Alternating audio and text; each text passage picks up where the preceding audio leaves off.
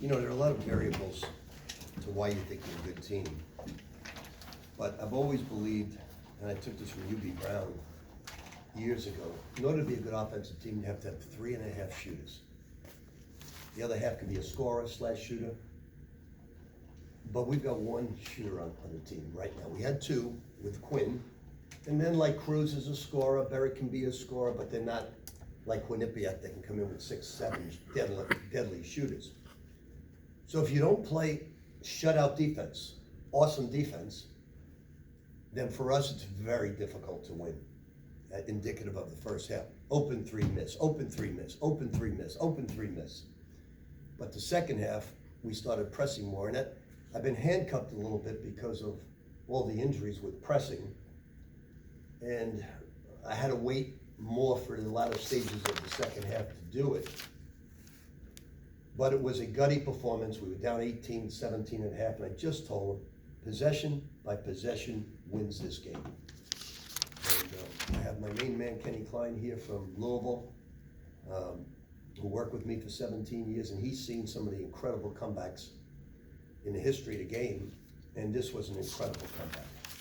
Incredible. Great crowd, great determination, scoring 50 points in the second half, and great play by the entire team. It wasn't just one person. Rick, given the lack of health and nutrition with this team in recent weeks, would you say this is one of the more mature performances you've seen from this group? It was, because they didn't rattle. I told them at halftime, I said, you just got to understand how to win these games. You got to do possession by possession. Can't celebrate when you finally get up. But we haven't been the most intelligent team this year with certain situations, but we were highly intelligent in that game. Nelly in the low post, finding people on the perimeter. DJ running the right pick and roll. This team plays us better than any team in the league because they deny the two heads, Clayton and DJ. They stay off Nelly. They don't play him at all. They don't play Barrett at all.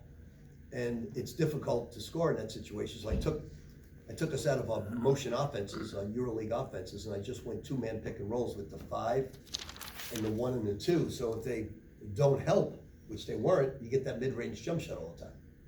What did you say about Anton in the second half? Had a stretch of 7 in a row before you guys in the lead. How much was he going up over the course of the year? When I moved him to the 2 guard, it really helped us. His size determines 1, but he's really not a 1. He's more of a combo. He's better at the 2 because he can move and sprint away for his jump shot. Trying to create the offense at the 1 is not his thing.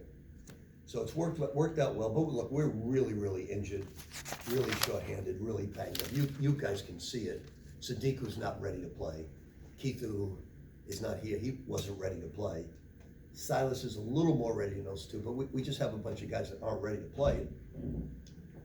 Told my staff this, I made a mistake because as I watched Siena with like 10 upperclassmen, I went with 5 freshmen. 1 became ineligible, and that was a mistake. I was building for the future, You can't build for the future anymore. It's free agency, it's the portal, and you gotta have juniors and seniors. So I made a mistake. Didn't expect Quinn Zielinski to go down, didn't expect Walt to go down for 3 weeks, Barrett to go down for 3 weeks. But lesson learned, it's new times, I understand it, and there'll be no more freshman recruiting except 1 or 2 a year. Wow. Coach, impact of Walter Clayton in the second half, sparking your comeback, and then being available to be fouled and take the free throws at the end. Yep, we tried to run everything so he'd get the second pass and the first pass. Walt's one of the leading free throw shooters in the country. Right now his back's bothering him. Everything's been bothering him because he's still got to lose 5 to 7 pounds, and he'll feel a lot better. But he's been out so long, he's not in great shape, but he guts it out. Coach, you mentioned NELLY Jr Joseph passing out to your guards. You made 2 passes that got you back to Daniss Jenkins and then Cruz Davis. The impact, I mean, you were talking about that, but he really demonstrated the importance today. I've never said this, that Nelly played a highly intelligent game, but he really did. Because he knew the moment he put it on the floor, they would come after him. So he used that as a way of getting the guys into him and then passed it out. And that's a good threat. Inside to out is a big threat. And they're a very tough team to guard.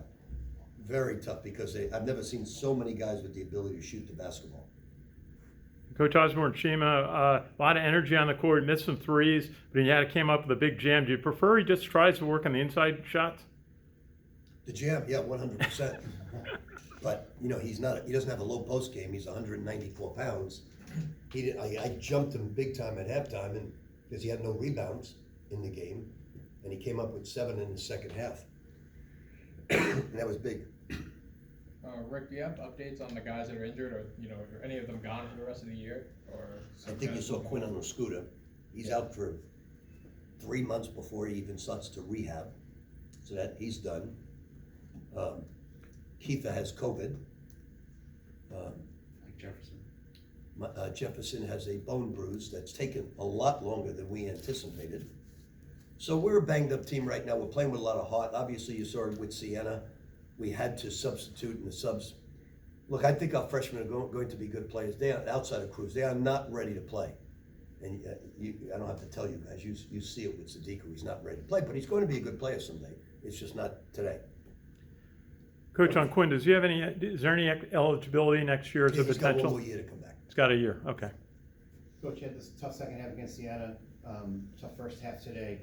In situations like that, do you kind of let the guys talk amongst themselves a little bit when they get in the locker room, or do you step right in and start to try to correct? The last thing I want to do is them to talk amongst themselves. Because they'll be talking about girls. No, I'm joking. No, they talk amongst themselves, but what I do, when we're up in games, I'm very demonstrative at halftime. Very demonstrative. Because I know what the other locker room. When we're down like this, I'm very calm, very sedate. We're going to win this game if you play it possession by possession. You have to take away the threes, but you can't give him a second shot. I got on Oz a little bit about his rebounding, and I said, we're going to win this game. I was very upset at them at halftime because they were counting their misses, and that bothers me more than Barrick especially. He was counting his misses, so he missed 1 3, and the next one he's wide open, he wouldn't take it. He drives in and takes an absurd shot. You can't, same thing with Cruz in the pet. Yes, we're not the greatest shooting team, but you gotta take them. You gotta take the shots. That's, when they're open, you gotta take them, because they don't play you. They don't play our 3, they don't play our 5, and they don't play Cruz. So you gotta take them. All right, thanks, Coach. Okay, guys.